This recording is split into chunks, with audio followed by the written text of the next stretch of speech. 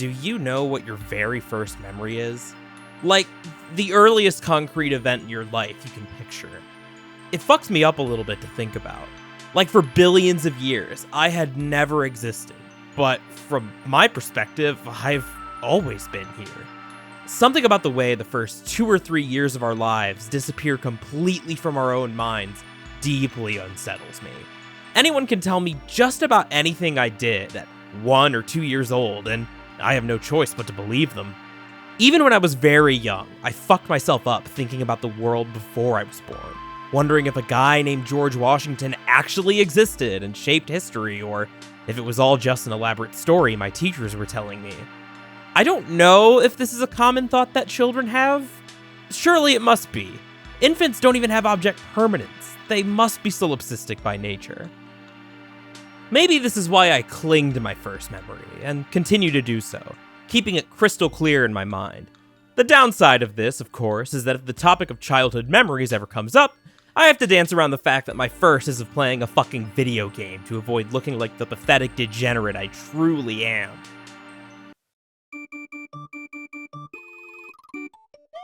Super Mario World isn't just the first video game I ever played, but my first definitive memory of being alive on this planet.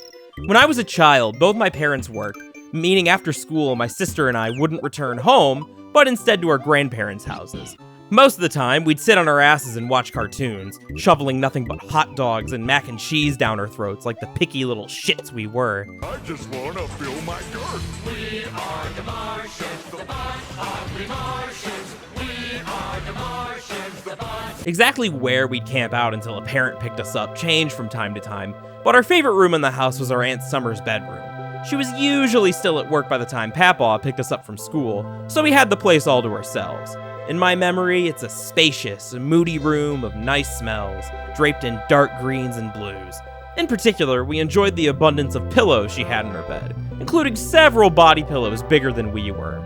We used those to play pretend with our stuffed animals whenever the story called for a giant monster or a spaceship or something. She had a fancy 6-disc stereo we'd use to play a mega collection of Disney songs. And she had her own TV, so we didn't have to worry about Mamaw kicking us out of the living room so she could watch Days of Our Lives. Aunt Summer would sometimes come home early and play with us, though. She doesn't have kids of her own, and since she was pretty young when we were born, I think she went out of her way to be the cool aunt. She was the one who introduced me to video games. She was the one who introduced me to Mario. She booted up the Super Nintendo in her room, popped in the special Mario All-Stars cartridge that included Super Mario World, and started a 2-player game, just me and her. When it was my turn, I made a right on the world map and fumbled around with the controls for a bit while Summer tried to explain how the game worked, until I hit the block that forever changed my destiny. A little green dinosaur with a huge nose pops out of a spotted egg. Summer puts on a cutesy voice and points at the screen. "Look, Jackson, that's Yoshi!" I smile, and just seeing the little guy on screen fills my undeveloped heart with pure delight. Yoshi. Super Mario World left a big mark on me, is what I'm trying to say.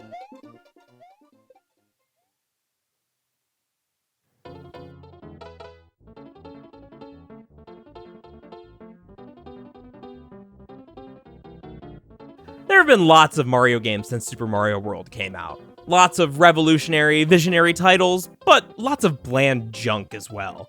In particular, the new Super Mario Bros. Games and Super Mario 3D Land rip so much of their identity from Super Mario Bros. 3 that I can't even enjoy Mario 3 the way I once did. The world is so oversaturated by 2D Mario that even the classics have lost some of their luster. Except for Super Mario World. Why? What's so special about this game? What makes it feel so fresh to this day in comparison to every other 2D Mario game? Part of it is simply that, for some reason, it never had quite the same cultural reverence as Mario 3. So whenever Nintendo needed to pillage and plunder its predecessors and shat out another unimaginative simulacrum of a Mario game, they took almost exclusively from Mario 1 and 3, leaving the iconography of the series' 16-bit outing relatively unmolested. To this day, Super Mario World's identity is very much its own, From its exaggerated cartoon art style that the series never returned to after Super Mario 64 standardized the character designs, to the classy simplicity of its iconic cape feather, to a lot of the weirdo enemies and small touches that truly make Dinosaur Land feel like a bizarre departure from Mario's usual Mushroom Kingdom antics. But if it were as simple as aesthetics, I don't think Super Mario World would have as much staying power as it does. After all, is it not just like every other 2D Mario? A colorful, polished series of obstacle courses with a princess waiting for you at the end? And to that I say, no. Super Mario World is more than that. Super Mario World was such a bold change of direction from the rest of the series. I'd argue that it was an even more important evolutionary milestone for the series than Super Mario 64.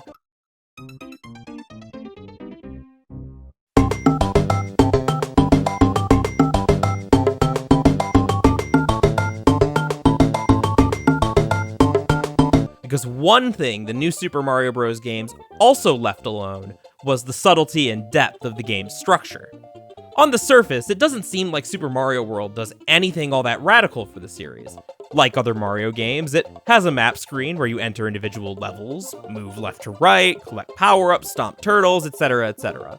But the structural foundation of Super Mario World turns it into something greater than the sum of its parts, more than another dime a dozen platformer. More than any other Mario platformer. It's true, you can get pretty far in Super Mario World just sprinting from one end to the other, but by doing that, you're missing out on the game's rich tapestry of secrets.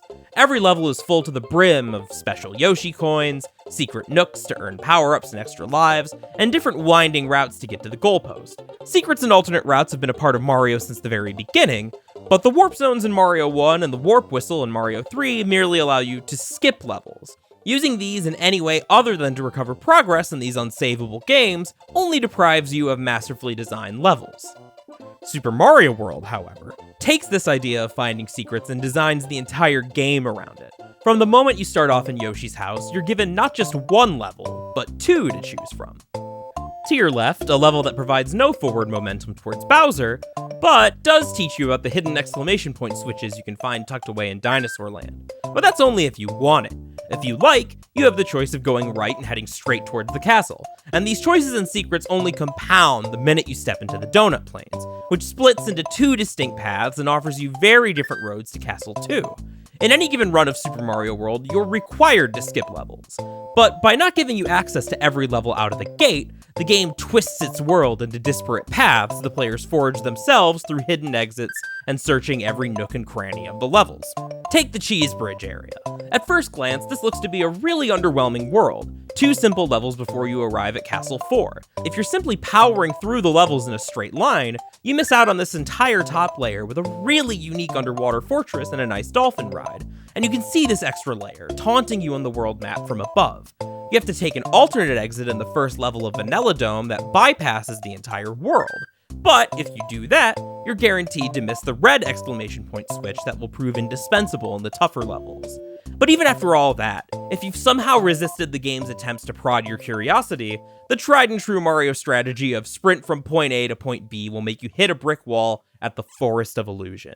A world where taking the obvious routes will have you going only in circles and circles. To find the true exit, the game forces you off the beaten path. But while you're wandering around, the woods are chock full of goodies you're sure to find. Even the final world gives you so many points of attack against Bowser's castle, even allowing you to sneak through the back door and skip a huge chunk of the final level for a direct assault against him. But if you do go through the front door, you'll find that the final level is truly the culmination of Super Mario World's design philosophy. 2 sets of 4 rooms the player is allowed to enter at their own discretion. Now, previous side-scrollers were no stranger to secrets leading to extra levels, but most of them, including the new Super Mario Bros. Games, are content to sprinkle special coins and little micro-puzzles to spend on an extra world at the end. But, at the end of the day, these games only move in one direction: forward. In Super Mario World, every secret found has a concrete effect on the world. Every key opens up the map just a little more, so you have more options on how you want to tackle Dinosaur Land. No two players are going to take the same route to Bowser, both on the macro level and within the individual stages, and the secrets are so immediately rewarding that it's far more satisfying to cross all of Mario World's exits than it is to traipse around the same level stockpiling shitty coins. There's a common narrative that the Mario series changed dramatically with Super Mario 64, to the point that it barely felt like a Mario game in 3D. That Super Mario 3D Land and Super Mario 3D World are the true successors to Super Mario World. But it only seems that way because the franchise regressed so far after Super Mario Galaxy, narrowed the public conception of what Mario could be or was capable of. For me, going from World to 64 couldn't be more natural, because the foundation to the 3D titles was laid right here. The file select even keeps track of how many stars you've found. Of course, all that structural creativity would mean nothing if the levels weren't any good. Fortunately, Super Mario World's levels are a platforming playground, mostly thanks to this magical little feather. Super Mario World has been criticized for not introducing as many power-ups as Super Mario Bros. 3 did, but frankly, I think that game's overabundance of useless garbage when you're just going to use the raccoon suit anyway is sloppy. Mario World may introduce only one power-up, but it's a fucking incredible power-up. Cape Mario is simple and elegant. Visually, it's the natural endpoint of the evolution from Mario to Super Mario. By simply holding down the button, Mario will gently float from whatever height with glorious precision. By jumping with a running start, Mario will soar through the sky. These are abilities shared by Mario 3's Raccoon Tail and Tanuki Suit, of course, but there are three key differences. First, the offensive power of Mario's cape far exceeds the tail attacks. Second, the slowing of Mario's jump controls with far more satisfying precision in this game. And finally, crucially, the inputs for Mario's flight are far more complex. You can't simply mash the button from a runway and soar over every obstacle. You need to master a circular input on the D-pad, time each ascension of Mario's makeshift parachute carefully. It's a move that requires actual skill to bypass every obstacle the way you could so easily in 3. But when you do master it, it's more powerful than the Tanuki Suit ever was. You'll be able to reach the goal of simpler levels without ever touching the ground. You'll find unbelievable secrets in areas you thought unreachable. But even with such a powerful tool at your disposal, you're not invincible.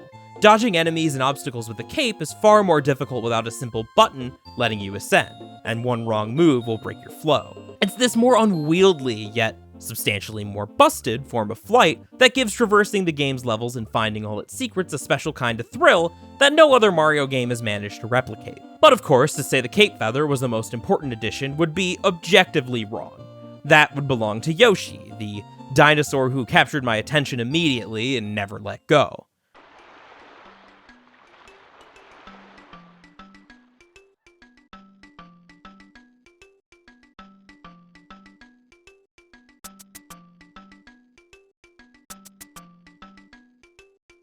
Why did I fall in love with Yoshi so hard? So much that my first encounter with the little guy is the first thing about my life I can recall. Well, a big part of it is that he's a dinosaur, and dinosaurs were badass back in the 90s before science ruined everything by deducing that dinosaurs were actually big stinky birds and not dragons. In hindsight, making Yoshi objectively a better dinosaur than real dinosaurs. Not only that, he's one of the cutest patooties ever coded in a video game. Look at him, look at his big nose. Were it as simple as that, though, I don't think Yoshi would stand out to me so much that his appearance would be my memory's ground zero. Nor do I think the public at large would have been, if not as taken with him as I am, then taken enough to encourage Nintendo to make the next main series entry a prequel starring him. What exactly is so great about Yoshi? It's simple. They managed to make Yoshi feel like a real partner for the player. One that you took care of, and one that took care of you.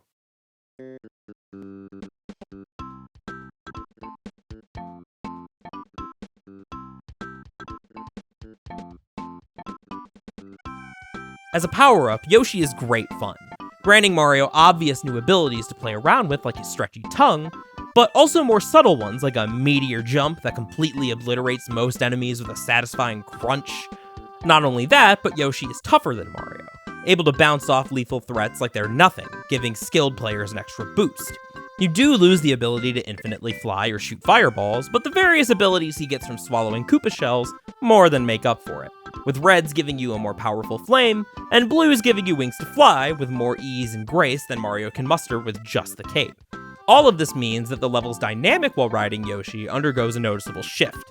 If you know how to use him right, he's just as broken as the cape feather, and is rare enough in each level that every time he pops out of a block and you hear his trademark beeps and bops, you can't help but smile and feel excited for the complexities in the level ahead that account for his presence. So Yoshi more than carries his weight. You actively want to bring him along, and you can take him to nearly every level in the game.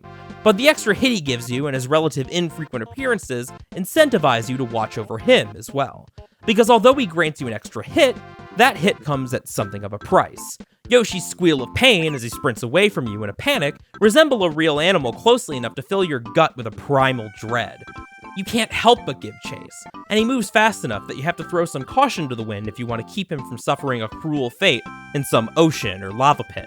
A chase that puts you in danger's direct pathway, threatening to make you slip up and lose some precious power-ups, but rewarding you with potentially infinite hits if you can secure him again.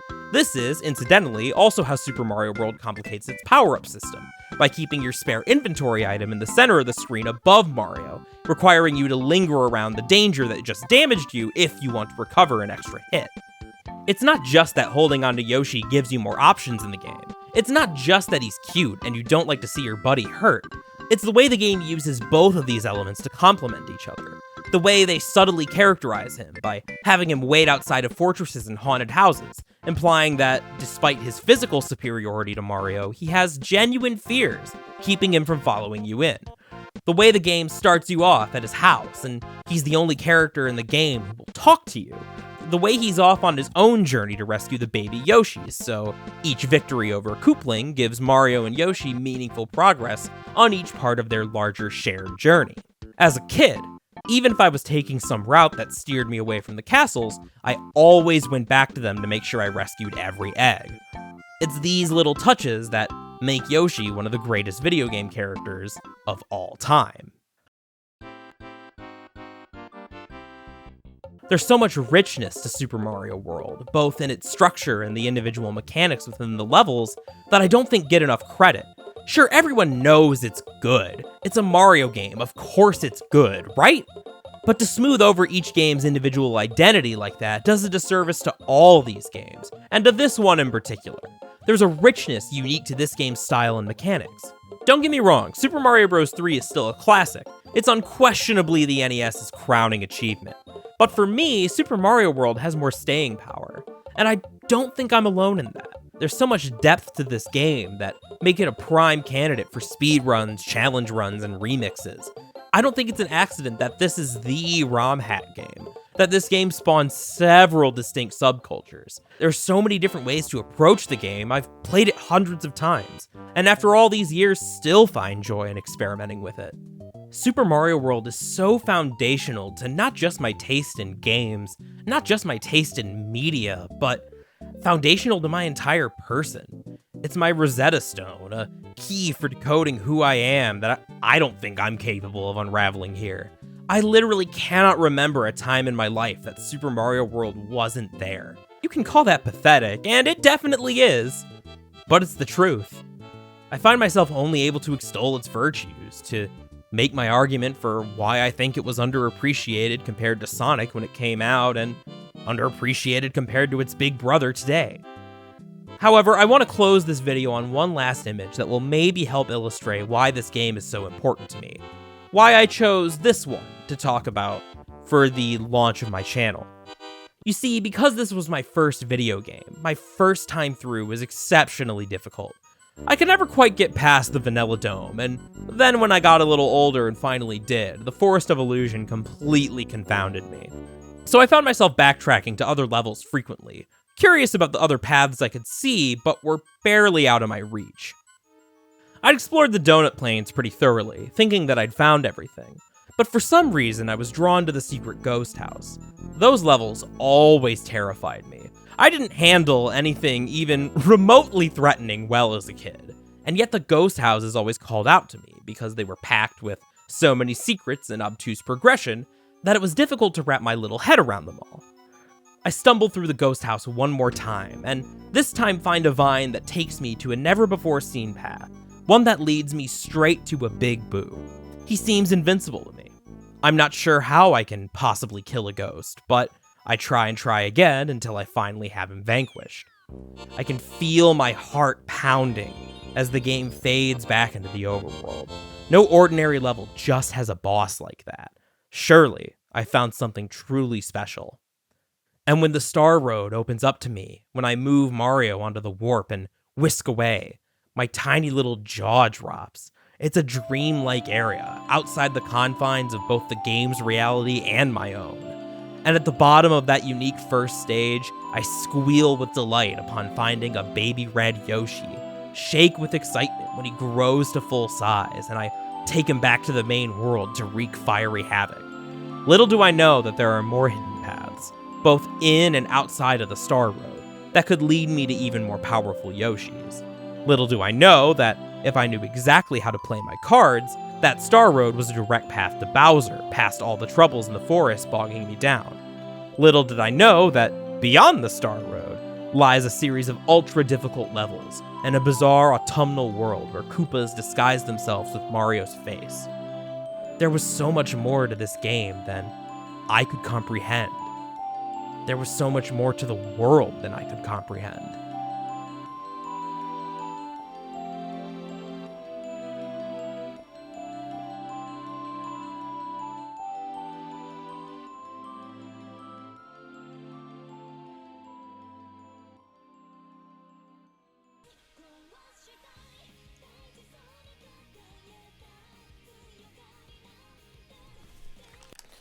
Why, hello.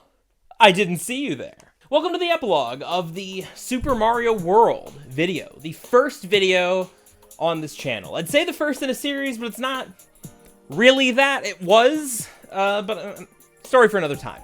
So what's the purpose here? Why am I showing my ugly mug around here? Well, for one, you know, we got Rosie in the background. You know, everybody loves Rosie. She's scared because there's fireworks. You know, everyone look out for her, okay? Everyone send your love, post a comment telling Rosie that it's gonna be okay. But no, we're doing video epilogues because I feel like it adds a little bit of a personal touch. I've gone out of my way to not include my face outside of the odd photo. I like old photos. You know, it feels like a stylistic choice to have, you know, to have a nice chat at the end. Totally not doing this because I want to be a dollar store Tim Rogers. I absolutely don't desire to be the Dr. Thunder to his Dr. Pepper.